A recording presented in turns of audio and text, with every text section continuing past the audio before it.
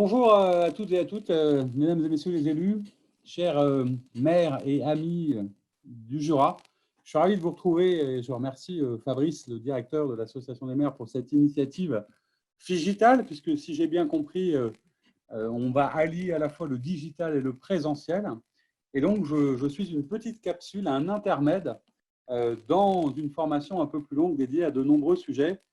Donc, je salue les anciens que je connais, que j'ai déjà peut-être croisés à l'Assemblée générale ou lors des universités d'été. Je félicite les nouveaux élus du Jura. Alors là, j'allais dire, le sujet il est assez simple et assez clair et la commande, elle est précise. On m'a demandé en quelques mots et de manière assez synthétique, de vous donner quelques idées, quelques conseils ou peut-être quelques fondamentaux à partager parce que c'est une question qui revient très souvent sur comment, et notamment peut-être pour les nouveaux élus, comment est-ce qu'un maire qui s'installe ou un adjoint qui prend sa délégation peut et doit communiquer? Qu'est-ce qu'il y aurait comme règles simples et règles de base? On rappelle les fondamentaux sur la communication en début de mandat. On va essayer de faire ça ensemble pour une séquence qui pourrait s'appeler Heureux l'élu qui communique. Alors, je vais vous proposer 10 idées comme ça, et puis vous en ferez ce que vous voulez, et puis vous me raconterez à l'occasion quand on se recroise. La première idée, la première règle, c'est qu'à mon sens, ce que je dis souvent, la communication, elle est consubstantielle à l'action politique.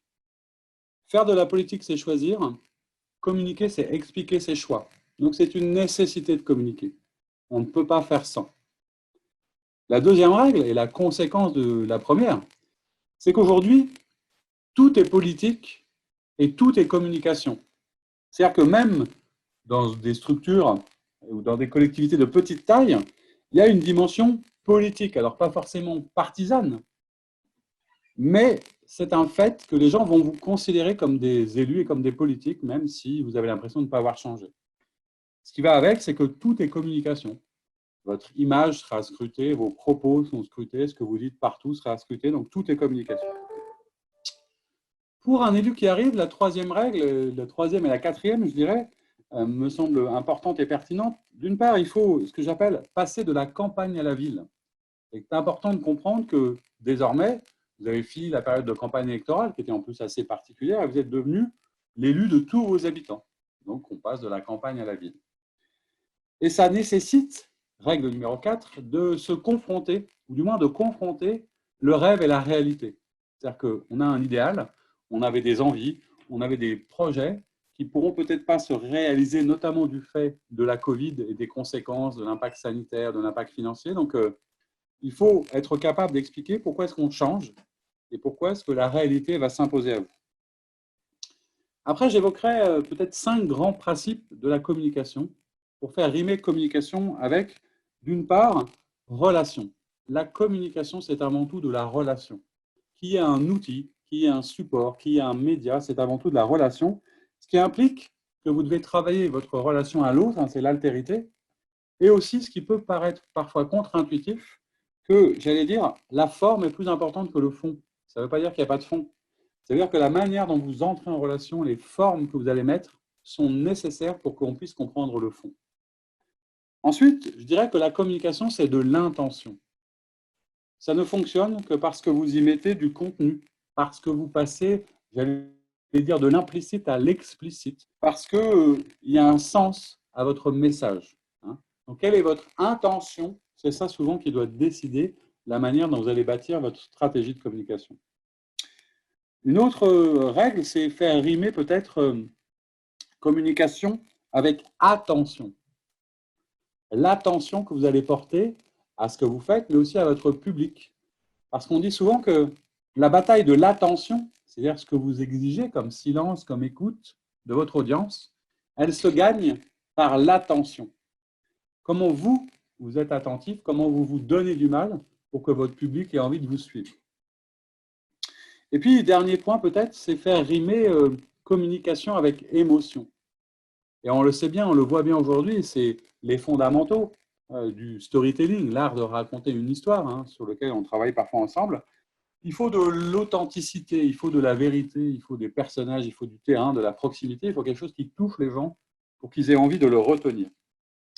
Enfin, je ferai rimer communication avec incarnation.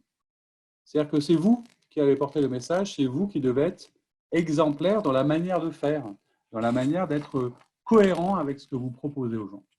Donc on le voit, pour moi, communication, c'est de la relation, de l'intention, de l'attention, de l'émotion et de l'incarnation.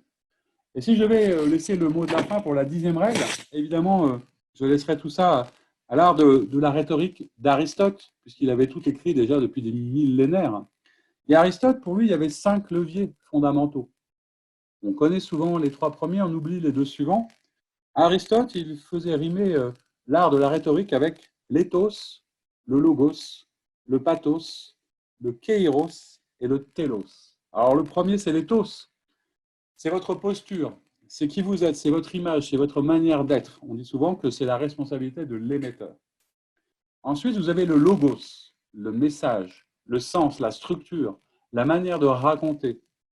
Ça, c'est le message. Et puis en face, vous avez le pathos, qui concerne la sensibilité du récepteur et qui est en lien avec les émotions, la sensibilité, les images, les mots que vous allez choisir.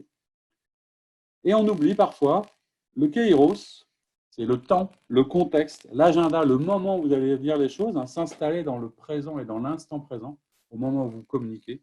Et puis évidemment, le télos, qu'on traduit souvent par la cause finale. C'est en fait le pourquoi, le sens de votre message. Voilà, c'était à la fois rapide et j'espère quand même suffisamment synthétique. Peut-être que vous pourrez repasser tout ça en replay. Et puis, n'hésitez pas, la prochaine fois qu'on se recroise, à me dire si tout ça a pu être utile. Je vous souhaite une bonne fin de formation et de réunion et je vous dis à très bientôt.